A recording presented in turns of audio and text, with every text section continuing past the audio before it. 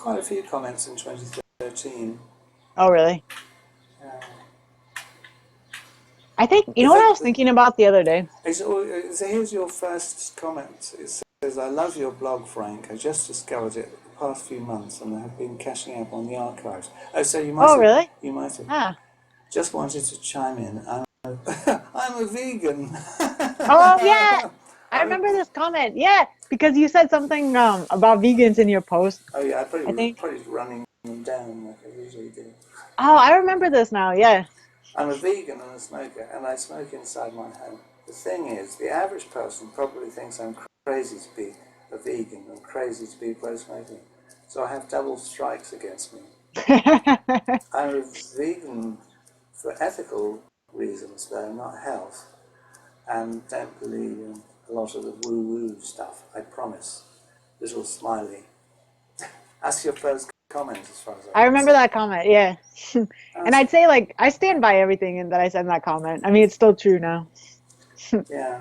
Well, because I think you were complaining about this friend of yours who come to stay with you or something, who was a vegan.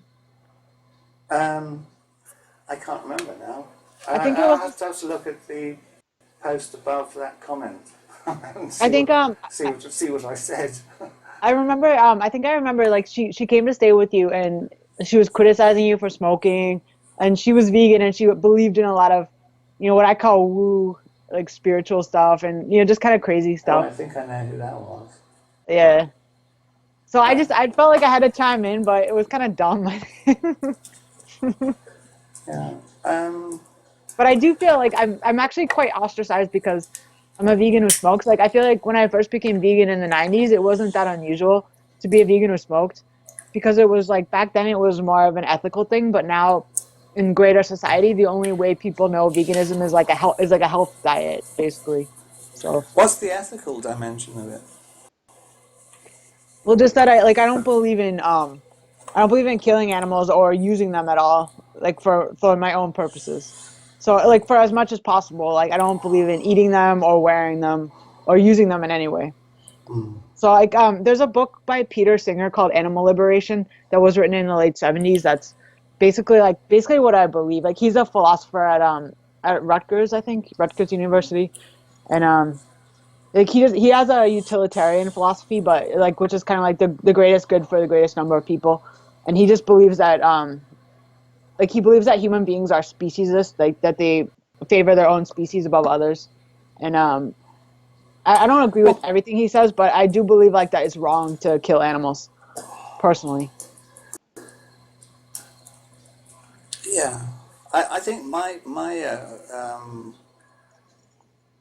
what I tend to want to ask vegans, and so I'm asking you, is what about plants? Because plants are living things too. Yeah, I mean he gets into this in his book a little bit, but what I believe, and as far as we know now, that plants don't have central nervous systems, so they can't feel pain and they can't suffer. So for me, it's really about suffering. That I don't want to personally cause any being to suffer on my account, but I don't believe that plants feel pain or suffer. Well, Um, I came across a plant somewhere which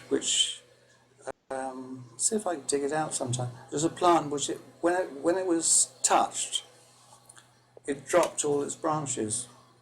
really? Took hardly anything for. It didn't have a central nervous system, but it still responded um, to that. So I mean, because in the way that I see it, it's um, this is something I thought about quite a lot in idle theory.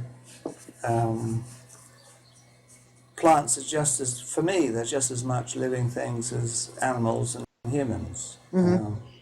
And and unfortunately, it seems that we live in a world where we have to eat other living things to stay alive. Yeah. No, I agree. I mean, and I think, you And know, and so I mean, when I'm chopping up potatoes and things like that to boil, yeah, I quite often think, I'm sorry, I'm going to yeah. do this to you, but Yeah, I mean, but that's I understand what you're saying, and I've thought a lot about these issues, and it could be that I'm wrong, you know, that maybe the plants do suffer when we pull them out of the ground or, you know, we kill them. But When we I guess boil, when we I guess boil it, I we boil them alive.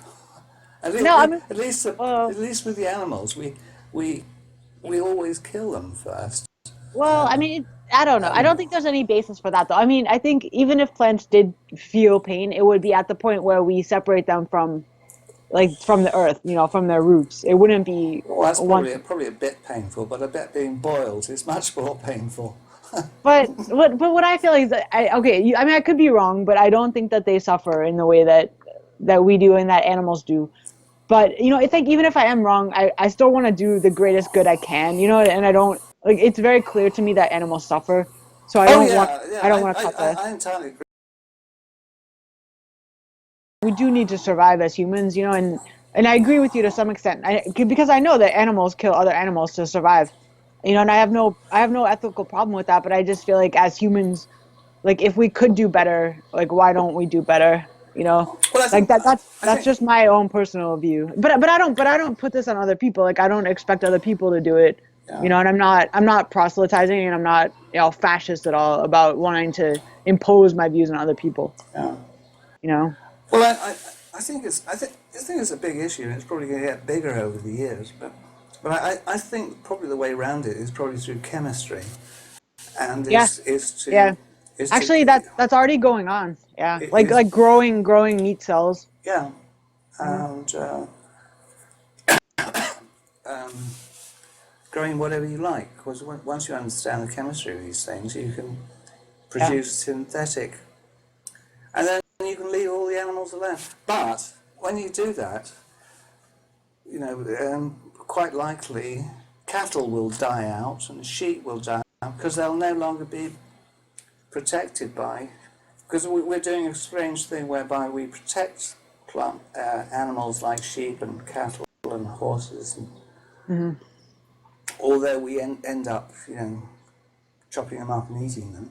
Well, I mean that gets into a very interesting philosophical territory. You know, is it better to humanely kind of end or let a species die out? You know, maybe like maybe cows as a species would die out eventually. And is that wrong? I don't know. Maybe not. Well, you know, they're kind of pretty thoroughly adapted to human um, to human care. Because I mean, they get tremendous care during their lives as, you know, cattle or sheep or horses. Um, it's only when they get towards the end of their life that they get treated differently. Well, I mean, well, some of them. I mean, some of them have a lot of care, but you know, in factory farms, Well, it's a terrible life. yeah, Yeah, it's absolutely horrendous. I don't even like to think about it. yeah, I agree. It is. It's but my attitude anyway is we have to eat living things to stay alive, and I don't really see any reason at the moment um, to treat animals any well. We do treat animals differently from the way we treat plants. Well, You know. I mean, that's what's interesting is like, I mean, you should, if you're interested at all, you should read this book, Animal Liberation, because he really gets into the philosophical arguments about speciesism, which I find really interesting. Just that, you know, a lot of our justifications for eating animals are based on, you know, things like intelligence or, you know, measures that he explores philosophically and decides that are not consistent because I mean, for instance, It's, we, it's we I tell you. we wouldn't eat a retarded human baby, and yet a retarded human baby is less intelligent than a pig. You know. Yeah, it's true. Um, it brings brings in a similar sort of ethical conundrum is with slavery. And I don't know whether you've noticed that I've occasionally written about slavery.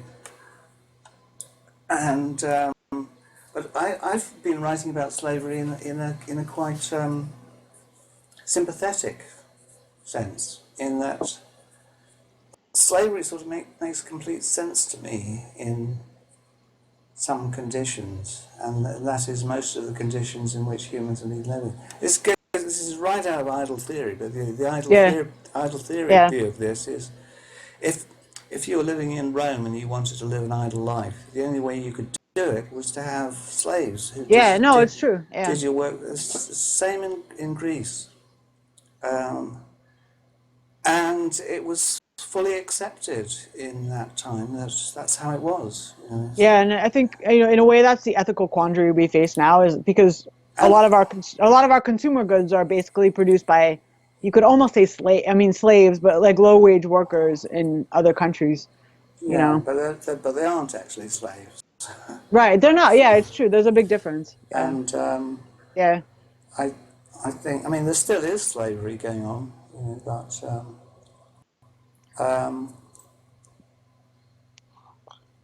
I don't know. It's interesting. what was I going to say?